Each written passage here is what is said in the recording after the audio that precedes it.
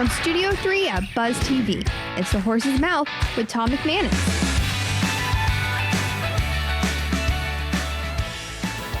All right, time for Campo's Corner here on The Horse's Mouth. Of course, at Tommy Mac's at my bar, as we always are. Brought to our good friends at Dasher and Hot Spring Spas of Jacksonville. Of course, Coach Campo's here, and our friend Rick Ballou from 1010XL and 92.5 FM. Let's welcome them in. Coach, how are you, my friend? I'm good, Tom. Great to see you, Ricky. Yeah. Tommy, how are you, buddy? All right, man. We go way back. I know. Way back. 1996. 96. What was your first year in radio?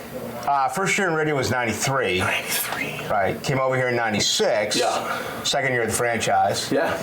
And then I left after the AFC Championship game in 2000 Right. and lived in your hometown of Buffalo Grove. That's right. Chicago, when I worked That's here for 7 years. And then I've been back since the summer of 06. That's right. So 18 years now. What's the best part of it? And do you ever get tired of it? No. It's interesting. The way everything's changed is really, to me, the most incredible part of all this. Okay. You know, when you were here and playing under Tom Coughlin, how there was so much respect and discipline and authority, and now here we are where you can't criticize anymore. If you say something to a collegiate kid, he's going to pack up and go to another school. And, I notice how the coaches now are always so quick to be a player's coach and defend the player, even if the player is wrong. So we are always trying to change. I'm not nearly the type of guy I was when you first met me in the mid-90s. I was a lot crazier than I am now. But to watch the way that these athletes have changed over the last 30 years, to me, is probably the most interesting part of it. Yeah, what do you say, Coach? You probably see it firsthand, too. Well, now that I'm in the media, I know exactly what he's talking about. And you look around and you look at these teams, and to be honest with you, I'm in an interesting position because I know a lot of the coaches personally on the staffs. So I have to be a little bit careful in what I say, which I don't like to do. Right. I like to voice my opinion, which I do most of the time pretty well. But so how do the franchises that do it right, how do they do it? How does San Fran, how does pick one? You know what I mean? Like, KC, how do they, other than having the great quarterback, but Andy Reid, he's got them ready to play every single time. He doesn't seem like he's a big-time yeller either. He might be privately, but they play for him. How do you get that to work? You know what I'm saying? You know what? If I had that answer, I'd be making a lot of money, because I got to tell you, I learned under Bobby Bowden, who was the softest, most gentle human being that this country's ever seen. And then it became Tom Coughlin. It was literally night and day. Both very successful coaches at what they did, but polar opposite in their approach. So I think we've seen the change there. Andy Reid got an A+. Coach Doug Peterson got an A. The players like Doug Peterson. I mean, they just had that report card that came out from the National Football League Players Association. I like him too. But I don't. Great every week. It's great. Are the tough coaches isn't working now? The Belichick thing even went away. We saw Mike Vrabel lose a job. We've seen others who kind of, Josh McDaniels now has failed twice. So. Even the college game. I mean, look at where we are right now in sports. We have 125 Division I teams in college football. We only have 3 national championship coaches. Wow. It's unbelievable. We have double that right now in the NFL. But there's not a ton of successful head coaches in football, if you look at it, whether it's college or pro. I saw where Nick Saban had his statement about just the change in the player, and he didn't like it. It's like the way they acted after that loss. Really, and maybe that was the last straw. Maybe there's something leading up to the NIL recruiting. How much money am I going to get?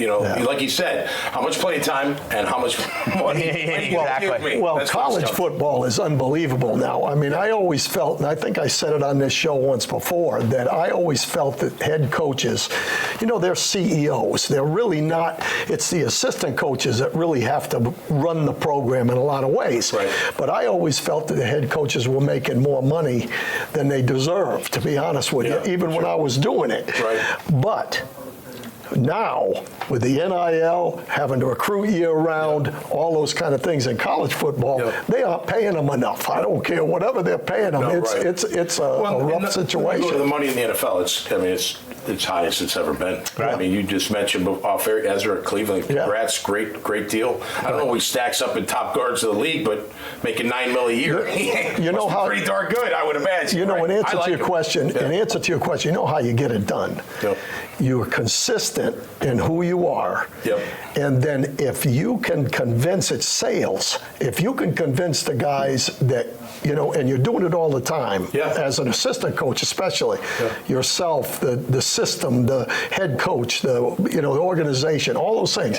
If you can get that across to the players, the respect factor is what Correct. keeps a team going. Yeah. But when you win, now all of a sudden you got the skins in the wall. No doubt. And the more you win, the better chance you have of keeping that going, I think. Rick, as we wrap up here, what do you think about what's happened with the Jags so far with the releases of certain players, tagging of Josh Allen, Ridley hitting the open market most likely? What's your thoughts? I think it's been a miss in the offseason. I wouldn't have released Darius Williams. I know you only ate $500,000. I know he's a small corner, but I still feel as though we don't clearly know and understand what Ryan Nielsen wants to run. We hear he's press, he's man-to-man. Yeah. He talked about pressing and press and cover and press in, dropping back into zone. And Trent Baalke even announced that when he met with us the first time, 18 days after the end of the season. So that creates another hole. It's a better starting point at 9-8, but I just look over the last 3 years. You had 29 draft picks, you had 5 first-rounders. You had 16 players selected in the first 4 rounds. And here we are with free agency beginning next week.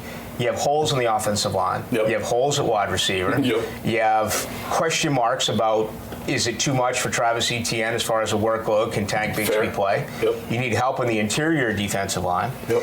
3/5 of your starting contain from a year ago is gone. You need a corner. You need a safety. You need a nickel. Yep. That's not great building. Yep. When you had that cap room, when you had those draft picks. Right. So, again, it's clearly better now than it was, but it's not where I believe they should be. Yeah, you got to wonder, did they make that run? Teams do it all the time, right? They load up on free agents and make a run. Doesn't happen. They unload the free agents and start over. Maybe that's happening. The thing that bothers me just a little bit is when you see a team that when they change coaches, Yep. when you make changes, usually the head coach is following them right out the door. Right. And the reason is what Rick just said. You're retooling every year. So now all of a sudden you got a guy that comes in, and I think he's a really good coach from what I can understand. Yeah. But you got a 4-3, 3-4. You've drafted to a certain thing. Now all of a sudden you get rid of a corner because maybe he can't do exactly what you want to do.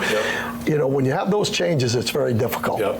Well, great to have you guys on the show. Yeah. Ricky. Hey, good to see you, Tom. Into the night, 6 to 8 p.m. Is 6 that to correct? 8, Monday through Friday, yes. Monday through Friday, 6 to 8. Check out Rick Ballou, Into the Night on 1010XL 92.5 FM. Of course, Coach is always here in the horse's mouth. He's always on 1010XL. You can find him all over our market, talking ball, which he loves to do. Appreciate them being here. Until next time out there, you all stay safe and be cool. And go Jags. Let's get this offseason turned around. We'll see you next time right here on the horse's mouth. Cheers. The coach should be going to bed at night thinking about the athlete and how they're going to help that athlete improve. They shouldn't be worrying about how am I going to quantify their improvement, or am I going to have to keep up with all this information? Those things that are kind of background to the coach focusing there on the athlete. And so what Dasher does is it takes all those side things away, allowing the coach to focus then on the athlete.